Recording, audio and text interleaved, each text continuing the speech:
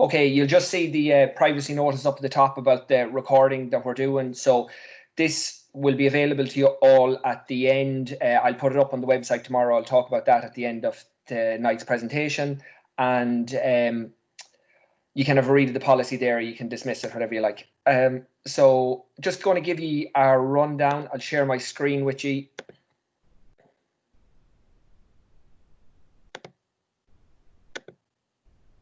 Okay, so you now see what I'm seeing. So I just want to give you a rundown of the use of the system if anybody hasn't joined us before. So the first thing I want to divert you towards is the chat. So it's just there. It appears then down along here.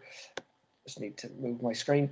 And you can write a message down here at the bottom and use the little airplane. So Kieran is going to post a message there for us now. So you can have a little read of that, and any questions or comments or observations that you want to make as the webinar is going along, you can just type it into the box there and hit the airplane and it will send us off, and the lads will address it as they go along. So again, just remembering, if anybody gets disconnected and they come back in, just make sure you turn your microphone and your camera off. So tonight's topic is all about S&C, very interesting topic. Something that most club coaches would not have a lot of experience in and potentially have a fear of. So we want to eliminate all of that fear tonight with the webinar. We want to give you some really, really useful resources. It's very easy to roll out, that you'll be able to roll out in the morning to your players remotely, and that they will be able to get some real quality work done over the next number of weeks until collective training starts. And then all of this stuff can also be incorporated when you go back out onto the field as well. So our two presenters tonight are Michael Kenny from the Mostyn Club and Owen Devine O'Grady, one of our own GDAs. So I'll bring both lads in now in a minute. Okay, so pretty much that's everything. Use the chat, make sure you do that. Cameras, microphones off, and hopefully we'll have a good, enjoyable hour or so now. So firstly, Owen is going to kick off there. So Owen, can I get you to knock on your camera, and then I'll start opening the presentation. So both Owen and Michael have a huge experience in the whole S&C side of things. Both have done a lot of research and done a lot of courses that have upskilled them in all of this. So both lads, very knowledgeable, and hopefully we have a really enjoyable next hour or so. So Owen, jump in there. Thanks a million, Damien. Great to see so many people logged on firstly. I hope you definitely will get something out of this. As Damien said, we want to eliminate the fear of strength and conditioning and bringing it into training. And to do that, we've made it as simple as we can. I suppose the best place to start off is our outcomes, and what me and Michael sat down and we wanted to see what will we try and achieve out of this. So we kind of focused on 4 key areas. So Damien, if you want to move it on one there. One of the main things we wanted to do with the current climate was to create a simple program that can be shared with players that they can do at home, working on their neuromuscular control and a bit of strength. And then to coincide with that, we wanted to do an individualized conditioning program for players. So this will be something that they can go out, they can do a run. It's individual to them once they do the test, and then they'll be improving all the time as we are at the moment. After that, then, when the game returns and we're training again, we have some conditioning games that can be done with most players from under 14 and up, and then also some games to develop quickness during training.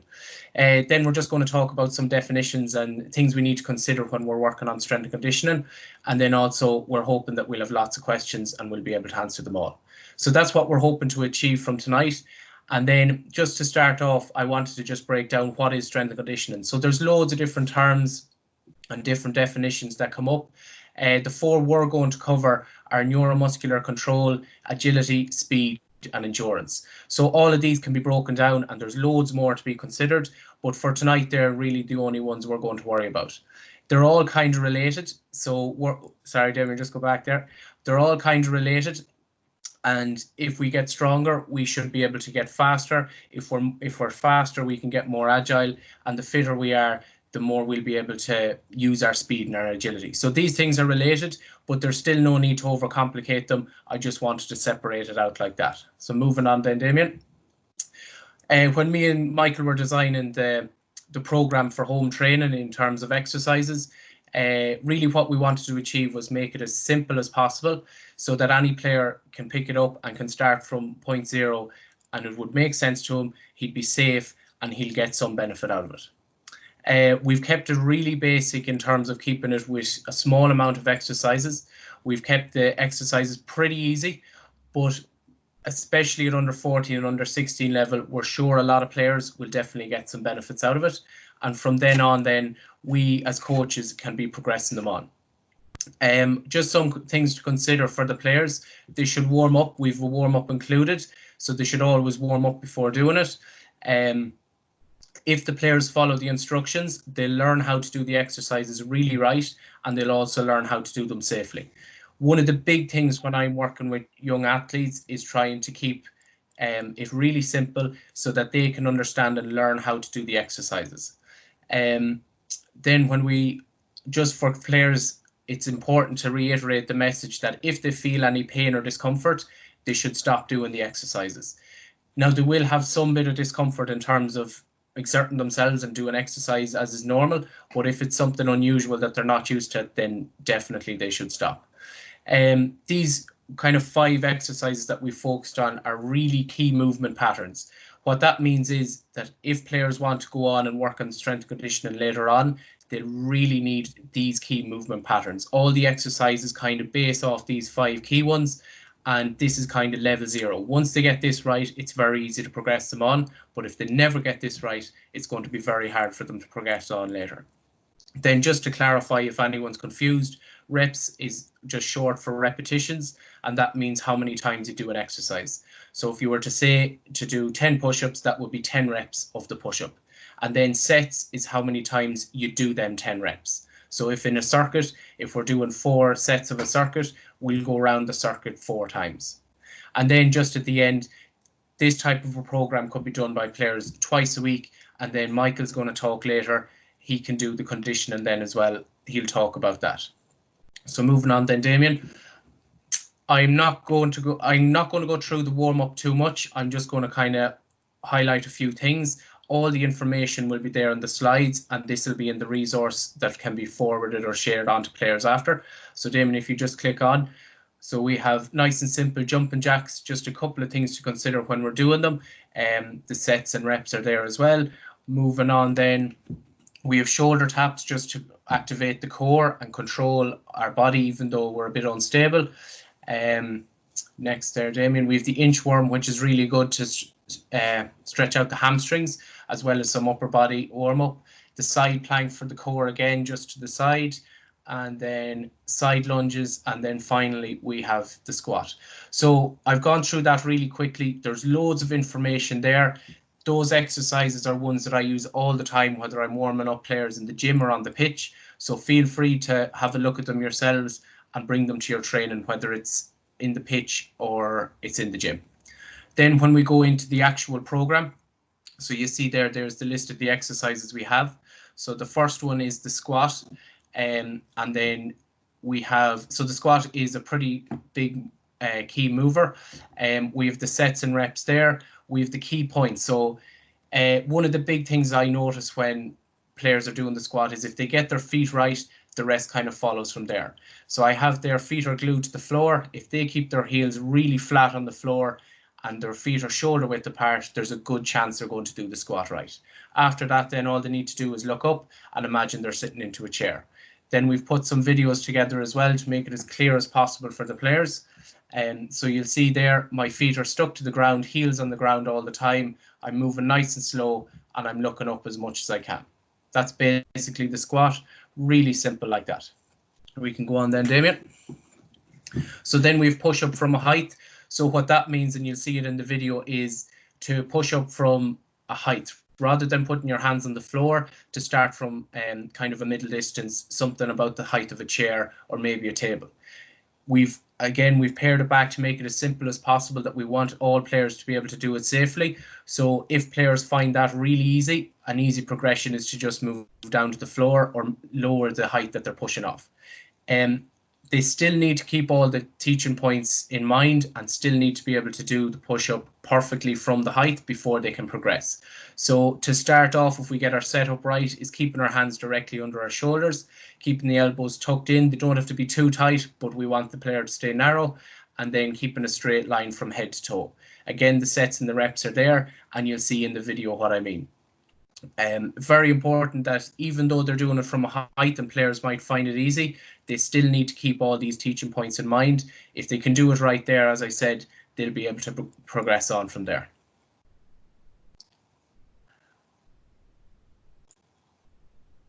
And then if you want to move it on, Damien, we'll keep going to the next one. So next then we have a front plank. Most coaches would have seen this at this stage. We have our sets and reps there again, keeping a straight line from head to toe. A couple of the points that are mentioned there is something that they might do wrong. So common mistakes are highlighted, so they might try and keep that. And then something that's very important is that they keep their normal breathing all the time. So it's not about holding your breath and seeing how long you can hold it for. It's keeping your breathing as normal as possible. And then we have a picture there just that they can see. And then on to the next one. Next, then we have a split squat. So this is a really good one for all the muscles in the legs, and it's also really good for single leg stability. So the squat is great for all the same muscles, but as we know, the game is unpredictable. We don't know when we're going to have to change, how we're going to land on the ground. So this is a really good one for strengthening the muscles to cope with them sort of demands. The setup for this one is crucial, and Damien's going to play the video there. As you can see, I take my time and I get the setup right, and that's what I'm always arguing with players to do. Once you get the setup right of your knee right under your head and your heel right under your knee, you can't really go wrong because your feet don't have to move. If you don't get the setup right, good chance you're going to be off balance somewhere. So if you get the setup right, it makes the whole exercise much simpler after that. Then glute bridges. Glutes are the biggest muscle in the body and probably the least used that we should for sport.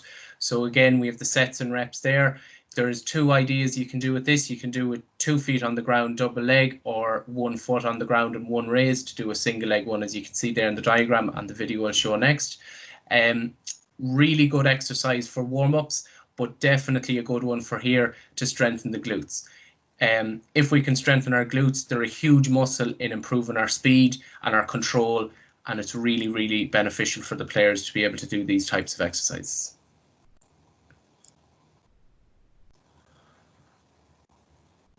And then finally on to the next one. So IYTWs is the next exercise. So this one is working on the upper back and would help with a bit of posture control. Probably working on the upper back is always forgotten about because players need equipment to do it at home, and even on the pitch is the hardest one to kind of really challenge. So we've made sure we've added something in. Really the point of this one is to get down on the ground, forehead flat on the ground, and then lift your arms up, squeezing at the top for 3 or 4 seconds. Looks really easy. Some players are going to struggle to do it, especially those that are young and aren't used to any strength and conditioning. But doing this exercise is great to benefit for pull-ups later on, or even inverted rows that you might be doing later on. Again, we're starting at level 0, and hopefully we'll be able to move up along as they get older.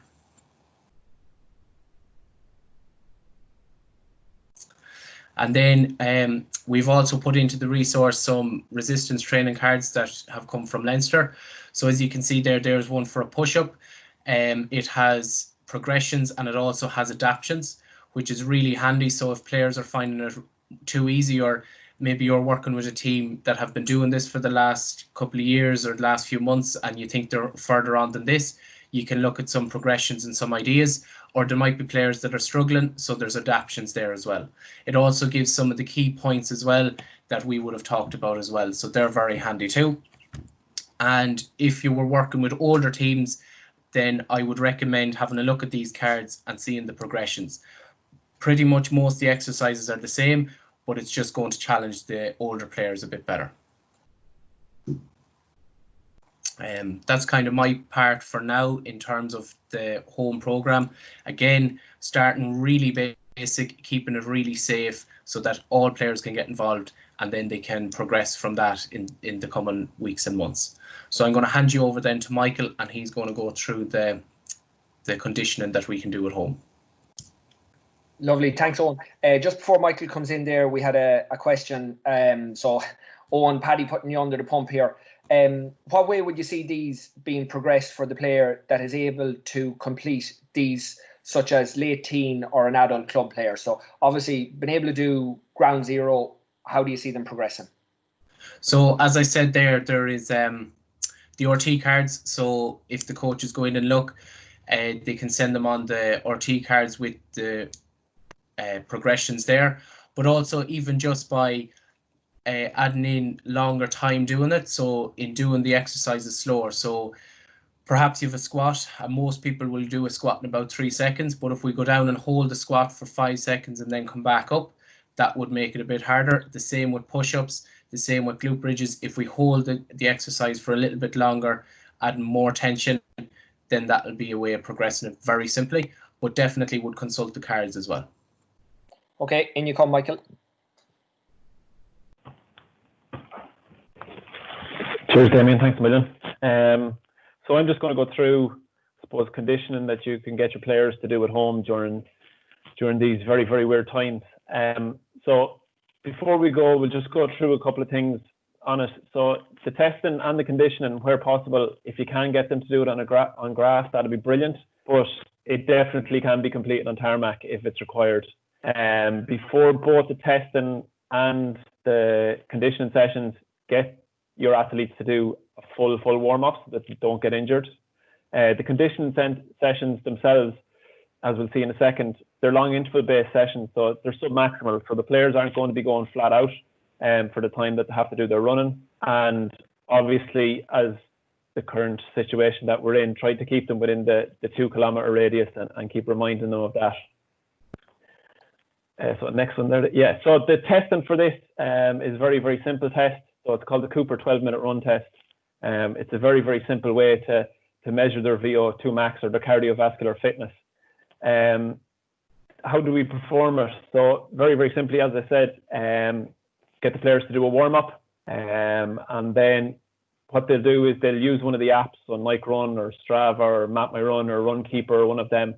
And once they've downloaded one of them, they run as far as they possibly can in 12 minutes. And once they've run as far as they possibly can in 12 minutes, they have a distance.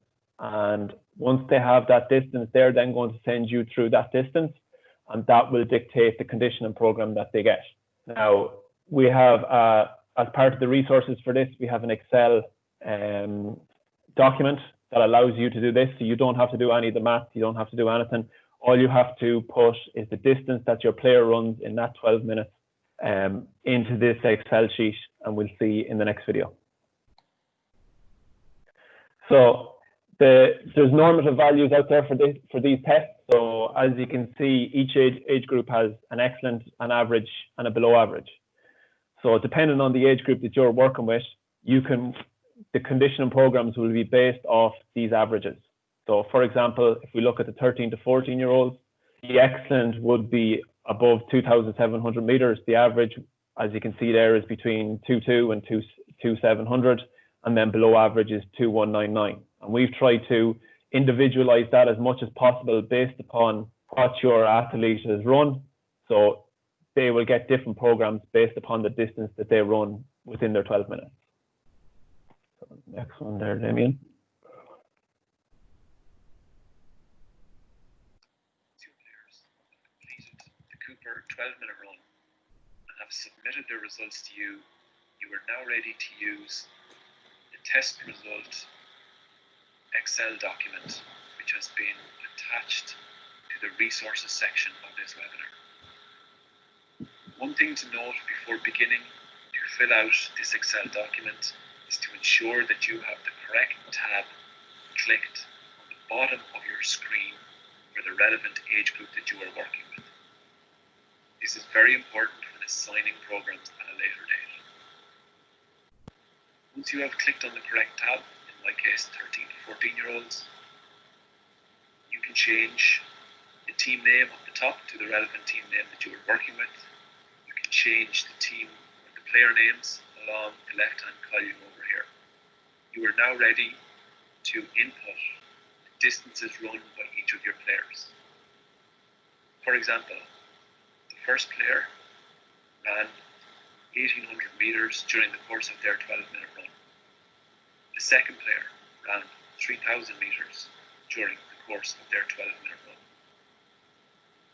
Automatically, the maximum aerobic speed, which is the meters per second that each player runs, will update automatically in this column here. Also, what will update automatically is the average distance run by your team and the best distance run by your team. At no stage do you need to alter these cells here. The only cells that you need to alter will be the player name, the team name, if you wish to do so, and the distance that each player has run here.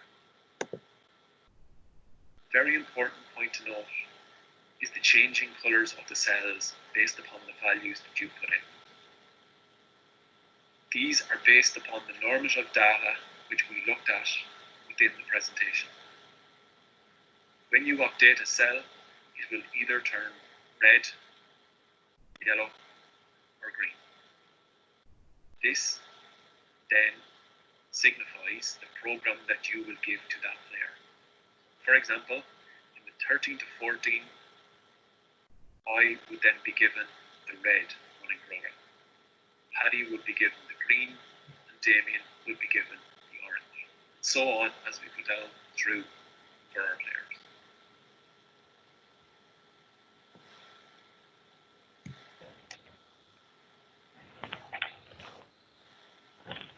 So if there are any questions on that as we go through it, definitely shoot them up. And I just see that we have a question here from Declan about the distance run have to be over a flat ground.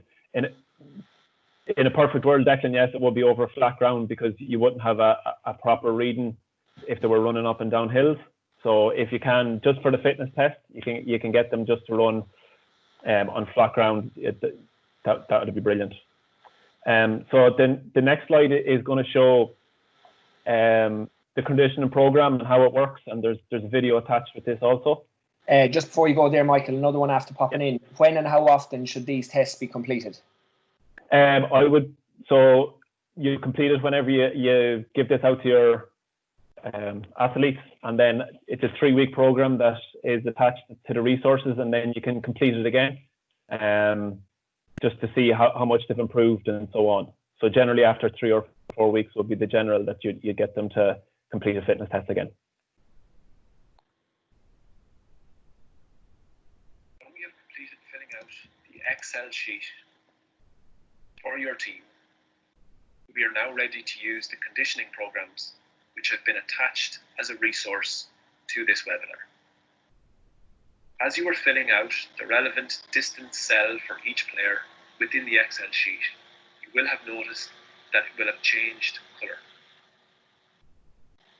The colour which that cell changes to is the relevant program that you will assign to your player. For example, if you input a value 3000 meters into the cell and it turns green, you will then give the green program to that player. The same applies if the cell turns yellow or the cell turns red. As you can see here, this is a 3-week program with 2 sessions per week. For the sake of this explanation, I will explain how to complete session 1 and session 2, week 1 for the green program. In session 1, the player will run 700 meters.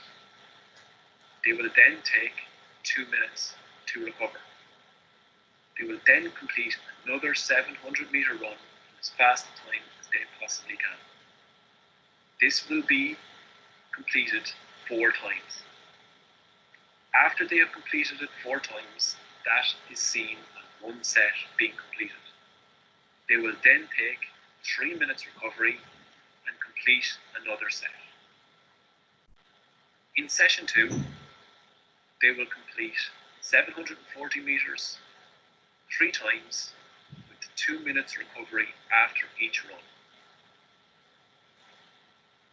They will then rest for 3 minutes after the set has been complete.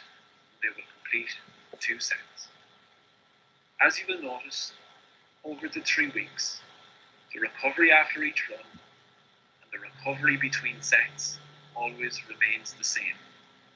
The variable that we are changing is the number of times that they run a distance, as you will see here, 4 times to 6 times, back 4 times, or else the number of sets that they will complete.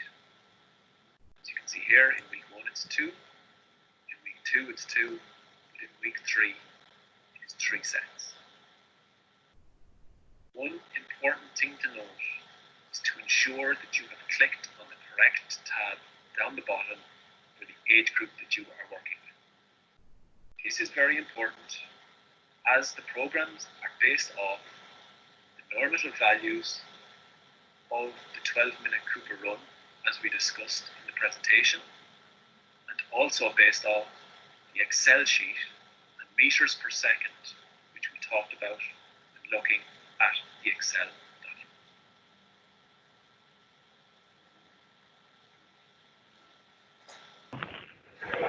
So just to look at that in a little bit more depth, so we can see here that this is an example of the green session for the 13 to 14-year-olds. So there's 2 sessions per week that they complete over that week, and they run the distance in question 4 times. Once they have done one of the runs, they take a 2-minute recovery to do 2 sets of this, and the recovery between the sets is 3 minutes. And the number of sets, the number of runs, etc., change week on week. As I said at the start, it's sub-maximal, so they're not running to their absolute max every single run. So 2 minutes recovery after each one should be adequate recovery in order for them to recover to do that run. It's building an aerobic base of the players that may not have trained in the last couple of weeks, so that as we get closer and closer to hopefully getting back on the pitch, that they have a strong aerobic base built. So you can flick through the next one, Damien. Yeah. So yellow is the same and red is the same. And again, they're based off the first Excel document where you put in your results. Every time that a red pops up beside a player's name, you give them this program. And you can click on again there, Damien. So we're going to run on now to conditioning games. So I think you can click on again. Yeah, so in terms of conditioning games. Jay presenting a game focused on conditioning for youth and adult players. This is a game I've used before. I found the players really enjoyed it, but definitely found it tough. It allows players to work hard for their team, and it includes lots of high-speed running while always being involved in a game. The game requires 3 small areas to be laid out, as you can see on the screen. These areas will act as small pitches with the goals at each end, which can be laid out by poles, cones, or even portable goals. The size of these areas will vary depending on the amount of players and training, but most likely a good place to start is at 20 by 30 meters. Players will be split into 3 groups, each group having 2 teams. This will create a small game in each area, for example a 6v6 in each area. Players will try to work the ball through the goals on either side by running through or passing through the goals. Once they score, the game continues and they can go down and score on the other side. If the ball is turned over, whatever team has now got the ball can score in either side they want to start off. Once they score on one side, they must work the ball to score on the other side. This game could be changed also to a possession game rewarding a certain amount of passes, or also rewarding tackles or even turnovers. It's possible to play this game with any number of players as long as we have 8 players. There does not need to be 3 groups working at the same time. We can incorporate all our players working into one of the groups. So if we had 6v6, that's 12 players of training, and we just have one group working. Each group does not have to have 6v6. It could be a 5v5, a 4v4, or whatever the coach deems to be ideal for his team. Once the teams are all set up, a lead coach will blow a whistle, and they'll also time the game. The games will all continue for 1 minute, and then the coach blows the whistles again. The balls in all three groups are dropped and they've raced to the next grid. The first man to the ball can pick it up and play begins instantly from there. This encourages players to work hard and to prevent easy scores, getting to the next grid as quick as they can and thinking about their positioning and their defending or attacking skills. Again, this game continues for the minute and the coach then blows a loud whistle again to inform all three groups to move on to the next grid again, doing exactly as they did previous. The game will continue like this for 3 to 5 minutes. By this stage, players would need a rest, but the game can be brought back into training at a later stage. During rest periods, players can use this time for skill training, working on technical skills such as kick passing, hand passing or tackling. We can progress this game throughout the season using the step model. For example, the coach could blow the whistle every 50 seconds or 40 seconds to have players covering more distance at high intensity during their 3 to 5 minutes of playing the game. The numbers in each group can be changed from 6v6 to 4v4, or even to make it easier by upping the numbers in each team, making a 7v7 or an 8v8. The distance between the grids can also be changed, making it easier or harder for teams to get from grid to grid. Again, this game is really good for incorporating high-speed running and encouraging players to work hard for their team throughout the game. The best part about this game that I find players enjoy is that it can carry through, that the score from the first grid can carry through all the way through their grids and makes it very competitive throughout the whole game. But also the competition that starts from racing from grid to grid with two players trying to battle it out to get a 50-50 ball is always an enjoyable sight. Rules can be changed throughout the game, for example giving a double score for anything scored within 10 to 15 seconds of the whistle to allow players to really work hard when they're going from grid to grid. It's very important to match players of similar fitness and then teams of similar fitness at the beginning of this game so that no team has too much of an advantage over another team. This can also be done by changing the numbers on teams. So instead of a 6v6, we could have a 6v4 or a 5v4 to make it harder for certain players and easier for other players. It's important to observe the game so that some players aren't starting to hide and just go through the motions, that everyone is encouraged to work hard for this conditioning game and also to work hard for their team. Then if we apply the Torres principles to this game, it's certainly going to be testing and challenging for certain players. It will certainly be player-centred, as the players will decide themselves how they play the game, how fast they run from grid to grid. Certain players will go all out and other players will go at their pace. There are loads of decisions being made in this game: how to use, defend and exploit space, how to mark players, and also how to read the game as it progresses. And this is how it resembles the game. All players are involved all of the time during this game, so that principle is definitely ticked. And finally, because it's competitive, I have no doubt that most players will find this a very enjoyable and very engaging game. Owen here with Longford GAA, presenting a game focused on conditioning for youth and adult players. This is a game I've used before. I found the player. Conditioning game 1. This game is called Across the Line. Here we look at the setup. A line of cones is placed along the 45 and 14 metre line to show sidelines. A line of blue cones is placed across the centre of the pitch, and 2 goals are placed on the sidelines of the large pitch. This game is played 6v6. As the game starts, we can see the red and black team are attacking. Their aim, before they score, is for all 6 players on the attacking team to be across the blue line. If all of the attacking players are not across the line, the score does not count. This encourages support within the transition of a game, but also works on conditioning. We can see as the blue team are attacking, all players are striving to get forward with the ball, supporting the ball or ahead of the ball. If they do not get ahead of that blue line, the score will not count. This game can be played 6v6, but also, depending on numbers, can be more. It will generally last for 3 minutes with adequate rest provided after that 3 minutes due to the intensity.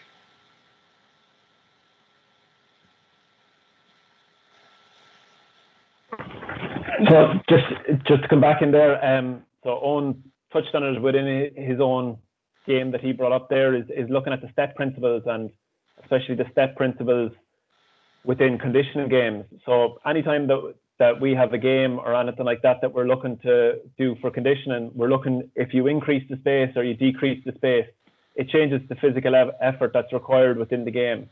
So for example, if you increase the space, it's more aerobic. The players are going to have to go on longer runs. If you decrease the space, it's definitely more, the intensity increases, and it's more anaerobic. In terms of things that we could change within that game, we could alter the scoring system. So if one team scores, they keep possession. If the defending team doesn't get across the blue line as well as the attacking team, we could double the score for the attacking team, or else we could have no backcourt passes, so that the attacking team can't go back over that blue line.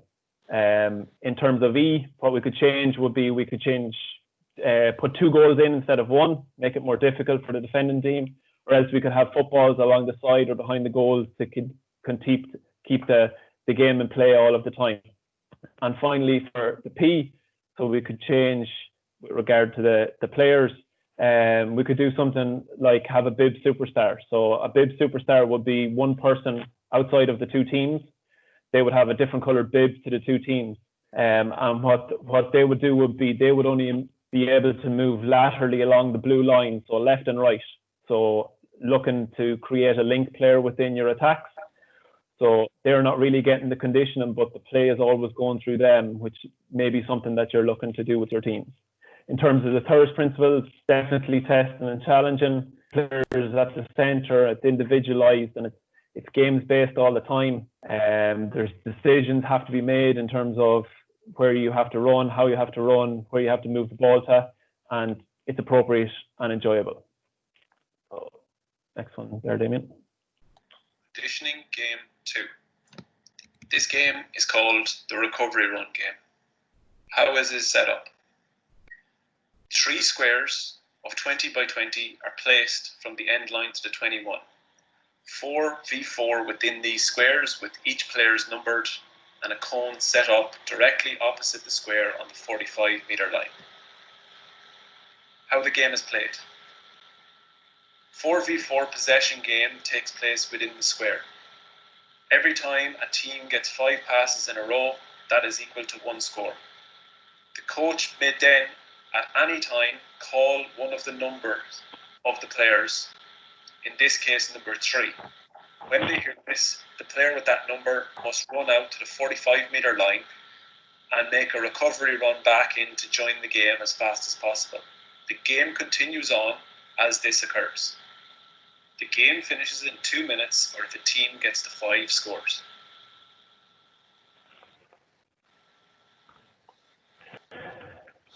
So again, with that one, how we might change it, if we increase the space where they're playing their small-sided games, that would make it definitely more difficult. We may decrease the time that the game is being played for to encourage more intensity. Or else we may call 2 numbers at the one time. So in the case that you saw in the video, it was number 3, but we may call 2 and 3, which would mean that it's 2v2 inside the square, along with 2 groups that are making a run. In terms of E, or the equipment, we may look at different size footballs within to improve handling drills. And then in terms of the personnel, or P, we may increase the numbers that are inside the square. So it was 4v4 in the situation that I showed you there. It could go up to 5v5 or 6v6, but obviously you would increase the space along with that. Again, with the Thirst principle, it's definitely testing and challenging. Players have to make decisions all the time. It's very much as game-based as possible. The players at the centre, and it's enjoyable for the players. So Owen is just going to have a chat with you now about different activities that you can use on the pitch for quickness, speed and agility. Hi all again. Just a couple of points to touch on as well with the condition games. So most of our games, no matter what it is, can be kind of focused to work on conditioning. So by using the step model as we've shown there, you can change pretty much any game into some sort of a conditioning game. So even though we might be working on kick passing or blocking or some sort of a tactical area of the game, it can be manipulated if we want to add a conditioning aspect. The games we've put there would probably, they all include the football, but they are pretty much focused on conditioning. But it's very easy to manipulate other games. One simple way is if we had 18 players at training and we had a 9v9, we could change that to have a 6v6. So we're making it that bit harder. And the 6 that are left out in a third team are recovering. And then we just filter them in every so often. One of the teams comes on and one of the teams comes out. And it's a simple way of changing most games that we would already be using to add in conditioning. It doesn't always have to be very high tech or very advanced if we just use our step model all the time and if we sit down and think about it a little bit. Just another point is when we're doing conditioning games, we need to observe the players. So how do we know if a game is too hard or too easy? It's by literally watching our players and seeing how they're coping with it. If they're out on their feet after 20 seconds or 30 seconds, then it's probably too hard. If they're not breaking a sweat at all, obviously then it's too easy. So we need to try and find a middle ground where they need the recovery and they're still being tested.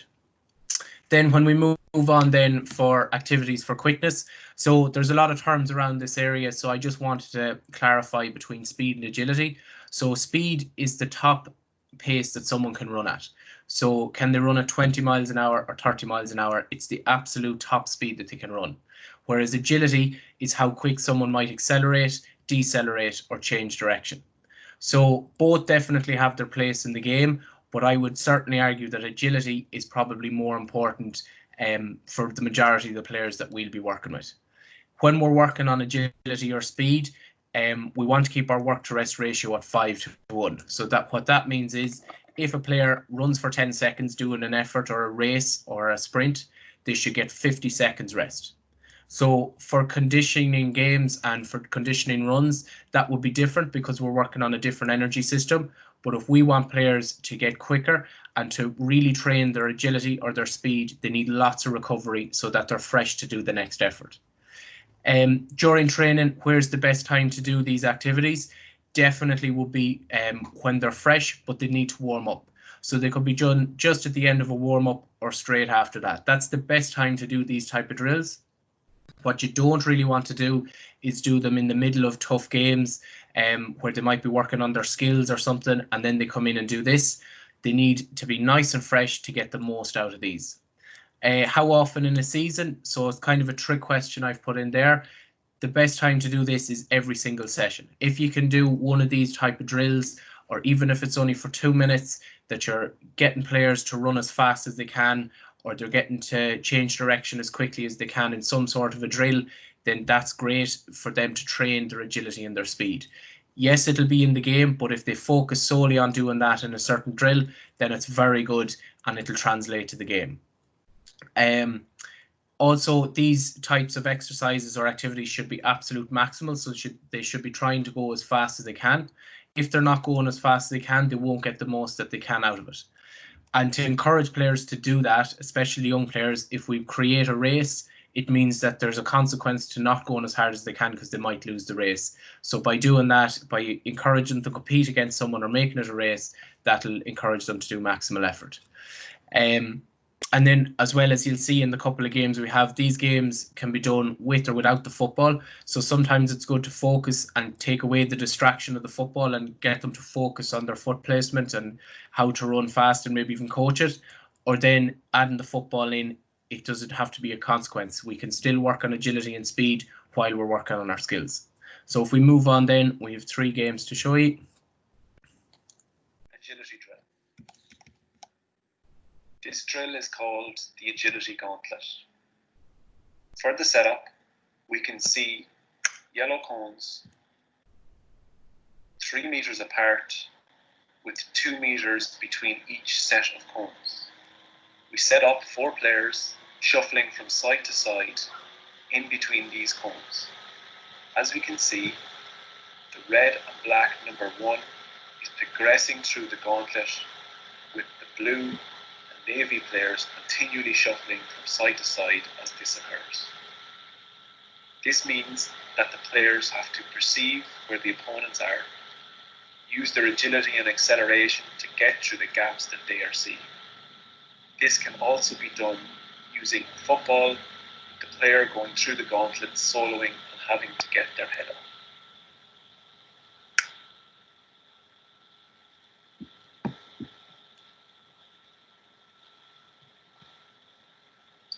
I call this game the Z game. It is focused on training players' quickness and particularly their agility. It is suitable for all youth and adult players. The game is set up by laying out two 10 by 10 metre squares side by side. Then, using a portable goals or poles or whatever is there, 2 goals are created as in the diagram. The players, divided into 2 teams, line up at the centre cone to begin, like you can see in the diagram. On the coach's signal, 1 player from each team will run in a route around the square and then compete for a 50-50 ball, which will be in the playing area. The player to gain possession of the football first will be an attacker and the other a defender. From here, the coach can decide what the players must do to win the round.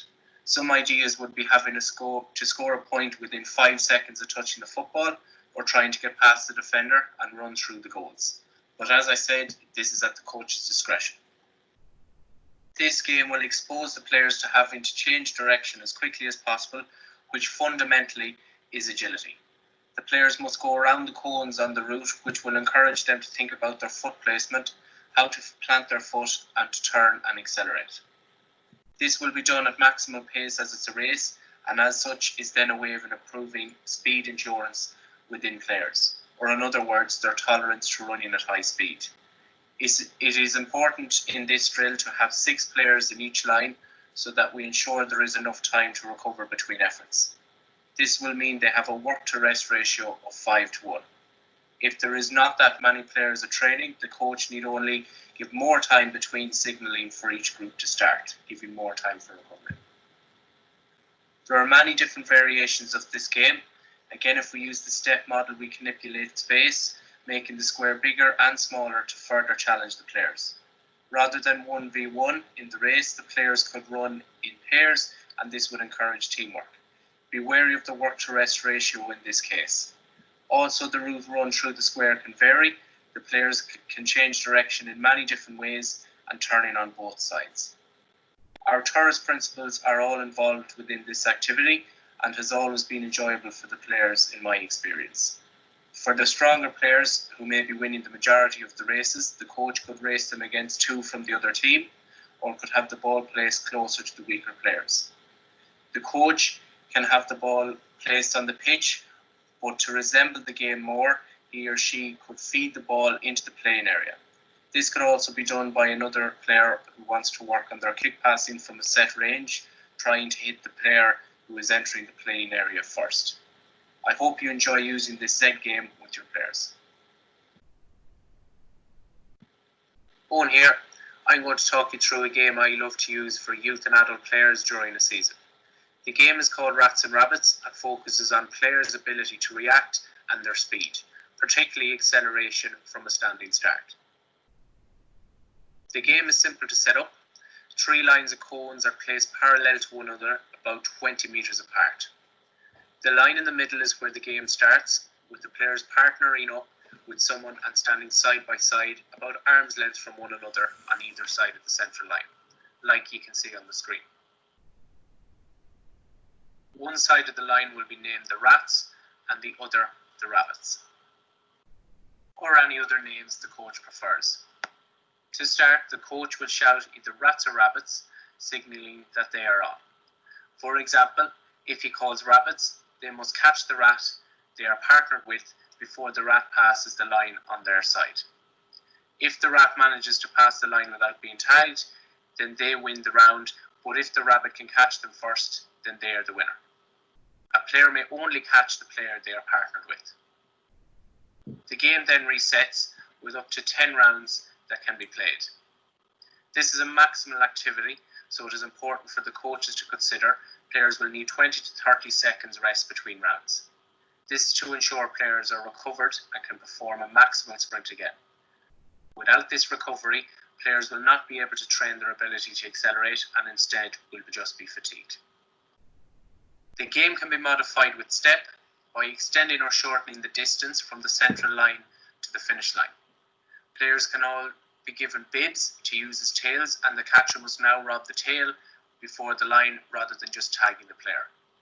The coach can confuse the players, challenging their reactions by changing what the call means. For example, now calling rats means that the rats must try to get away rather than becoming the catchers. Or by pointing in a direction, but the call being the only thing that matters. Another idea is to call the different directions a name, such as north and south, rather than relating to the rats and rabbits. The best place to add a game like this in is just after their warm-up. When we look at the Torres principles, we see the game aligns by testing the player's ability to accelerate and their speed from a standing start. The coach may match the players here, or even have a tournament to have the quickest players face off against each other. The game is player-centered, as it exposes the players to thinking about how they might move quickest off the line. It may not look like a game, but the movements they're executing are very specific. All players are involved throughout, as there is no need for players to sit out. Anytime I use this game, players really enjoy it, and there are lots of laughs all around the team. I hope you enjoyed this game and use it throughout your season.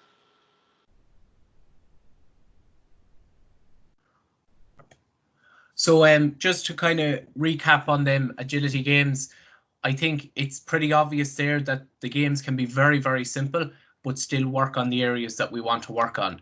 So even though there's lots of books out there, loads of fancy drills on YouTube and loads of different things like that, if we keep the game simple and expose the players to actually running as fast as they can, trying to get away as quick as they can, or trying to change direction as quick as they can, they'll be learning from it, and we're training their speed and their agility. Also with that, I would definitely keep the game simple. We can coach it, let the players kind of feel it out themselves and see how they get on, and then after that we can start to coach different things, and anything that we might have learned or picked up along the way about how to move quickly, we can definitely bring that in. I see there is a question from James. So would you recommend doing the sprints in the middle and end the training sessions given these runs are done throughout a game? So my kind of advice there would be that if we want to train the players to get quicker, we need them to be fresh when they actually do it. So to ensure that, the best time to do it is before they kind of do any more heavy stuff in training. So after the warm-up would be my advice in doing it there. I completely agree that in the game they'll be doing these type of runs later on in the game, and I would imagine that in the games that we're playing that have nothing to do with agility later in training, they will be getting that hit out of it, so they will be training their ability to tolerate them sort of forces later on in the training. But if we want them to improve on their agility and to actually get quicker, the best time to do it is just after the warm-up. So I hope that kind of explains it. I know there's a lot of talk recently about doing sprints at the end of a session to help with injury prevention, but just if you're not too sure about what distance the players have covered and what intensity they've covered, it might be a risk it might actually risk injury. So definitely after the warm-up is the best time, I would say, to do it, keeping it simple.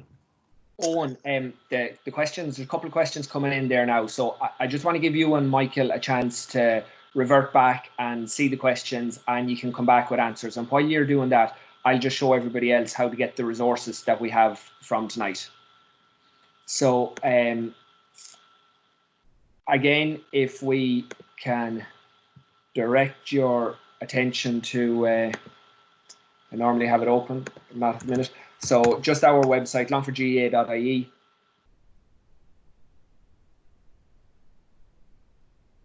And as well, I'll take this moment to reassure everybody, Owen is not locked in a cave. It's just a little bit dark, but he is not locked in a cave. He is safe. You don't need to contact his parents.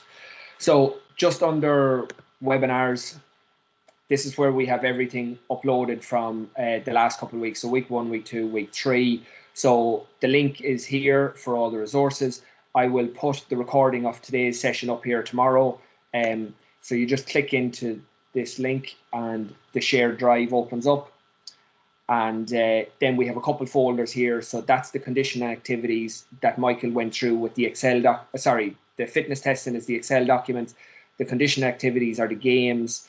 The videos here are all the short videos that Owen went through for the program. And then you have the Leinster GAA resistance cards. And then we have our own program for yourselves. Owen will talk about this now when he's wrapping up. So all those resources there from the website, you can get them at any point in time. And then obviously you can go back to the previous 2 weeks. And then, of course, we have our nursery. The final one in April is next Monday night. And I will also be contacting everybody that pre-registered with what our May schedule is. So won't be putting that out for another few days yet, but we have it well planned and some interesting stuff. And hopefully we'll be doing some double sessions every week as well. So it'll be great to see people coming back to us again. So Owen and Michael, you can just jump in there. I see the chat going good over there now. So if you want to address some of those questions.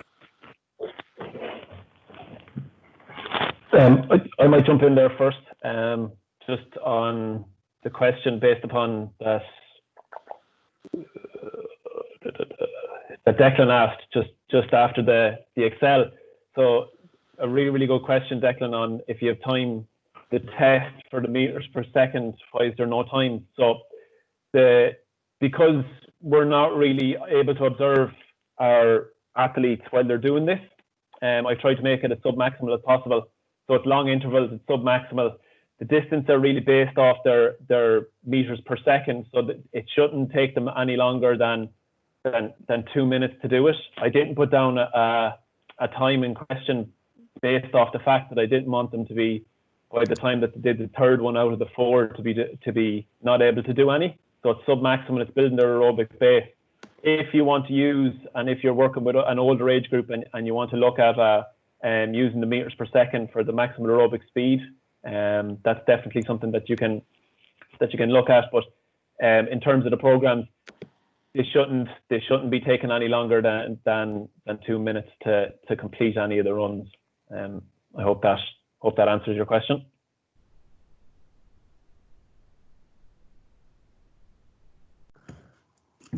So then there's a couple on the Rats and Rabbits game.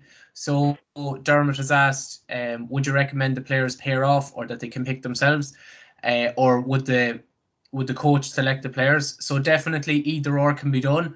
In that game, I would envisage you might do it 10 times. So the first 3 times you might let them pair themselves off. Then the coach could pick who goes with who, or you could even have that every time there's probably going to be a winner and a loser. So you could say all the winners have to pick another winner to play against, and all the losers have to pick another loser to play against. Would definitely encourage that they race against different people all the time, not just picking someone and they race against them every single time. With the Rats and Rabbits game in question, there's always going to be the element of reaction and trying to predict what the coach is going to do, whether they go right or left. So a lot of the times it's players just get confused or caught flat-footed. So that adds a bit of crack to it, but definitely try and add a bit of variation that they're racing against different people all the time. Then Joe just wants clarity on the work to rest ratio. So yeah, even for Rats and Rabbits, there'll be no harm that there's a 5-to-1 rest ratio. So what you'll find in the Rats to Rabbits game is if they're only covering 20 or 30 meters, they might cover that in like 3 seconds. So then by the time they walk back and they have 15 seconds to walk back, your work to rest ratio is right there. It's just you kind of have to keep in mind that how long are they actually running for? So if their sprint is only 2 seconds, then they only really need 10 seconds rest before they'd be able to do it again. I hope that clarifies that one. And then I see then Paddy is asking, when should you introduce form for sprinting, so body shape, etc. So as I was saying, I would definitely let the players kind of feel it out themselves. It's from under 14, it's not too early to start giving them little hints and little things that they can be working on or trying to think about when they're doing these sorts of drills. But wouldn't be absolutely necessary. If we expose the players to actually running fast and challenging them to run fast as much as we can, they'll get a hit out of that. And then later on, you can look up what kind of coaching cues you could give them to help them along with that and keep them improving all the time. Just looking then for any more. Yeah, Michael will jump in there, Owen. He has a couple of them queued up there already, and there's one there just in case it was missed out about. So Michael, you might take it. Should we do S&C with under 14s? If you could take that one first and then work through the rest of them. Thanks, Michael. Yeah, I suppose my advice definitely would be that it's definitely a good place to start in terms of them doing body weight movements, and the movements that Owen was shown in the home program that he set up at the start of the webinar. You're definitely training their neuromuscular system to get used to doing the movements. But I would definitely recommend doing what Owen is after giving out through the resources and I suppose presenting in this webinar. I would definitely do it with under 14. Body shape for sprinting, Michael. When should you start coaching it or trying to get it across to players? Definitely arm action would be a big one for me. If they're driving their arms in a proper action, like a normal running action, really driving them back, the arms drive the legs, would be a big one for me. If you're definitely able to coach running and sprinting technique, start from as young as you possibly want. You can never do enough technique work in terms of running. It's definitely something that I know as field sport players or field sport athletes, it's something that needs an awful lot of work that we probably don't have a massive amount of time to do when we're on the pitch. But if you can do it, definitely do it all the time. And Michael, just a comment on that. Do you find that when you start bringing arm action and knee lift into a player's mindset, that they start going all over the place? They sort of lose their complete natural movement. They overthink it. So when you end up in that situation, how do we just sort of pare that back and not get them confused?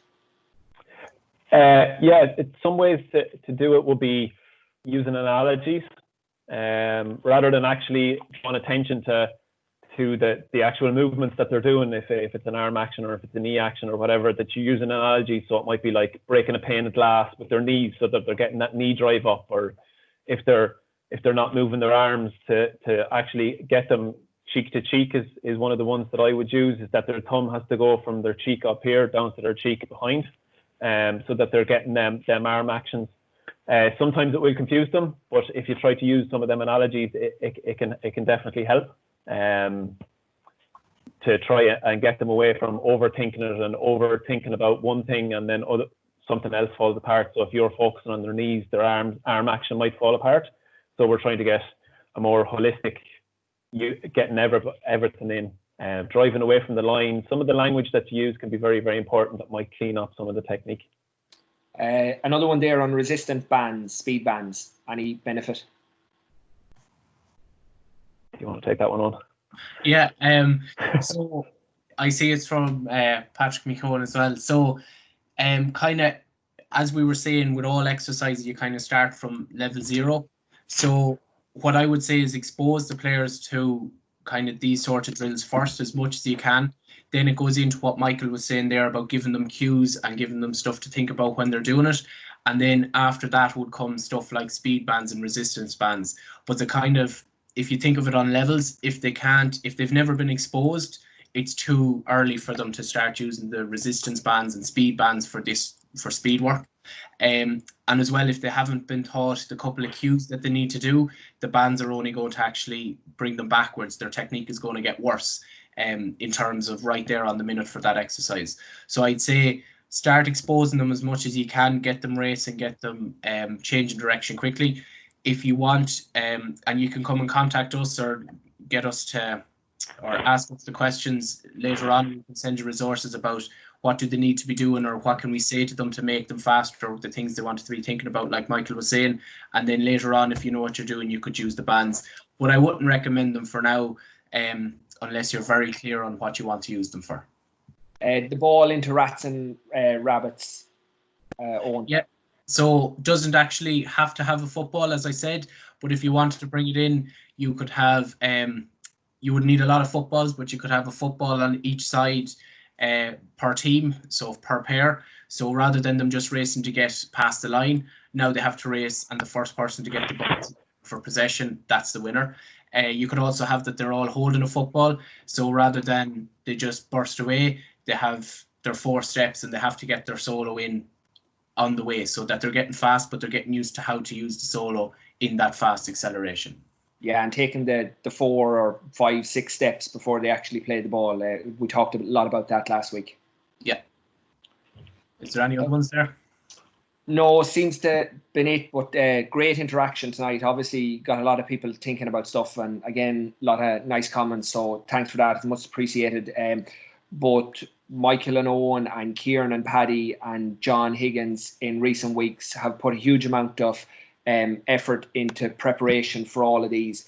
So it's great to see that it's acknowledged and appreciated, and hopefully you'll continue to join with us for next week. Obviously going over to the nursery, so a very niche group as well, and then we'll be continuing into May with a new series of stuff that, as I said, pretty much planned, but we're just holding out another couple of days to let it out, and we'll notify you all on it again. And again, thanks for coming. Thanks to the 2 lads, really super work and what they put into it, and Kieran there in the background banging away, keeping an eye on the questions and making sure everything is going great. So doesn't seem to be anything else coming through there. So good night to everybody, stay safe and look after yourself. Swan.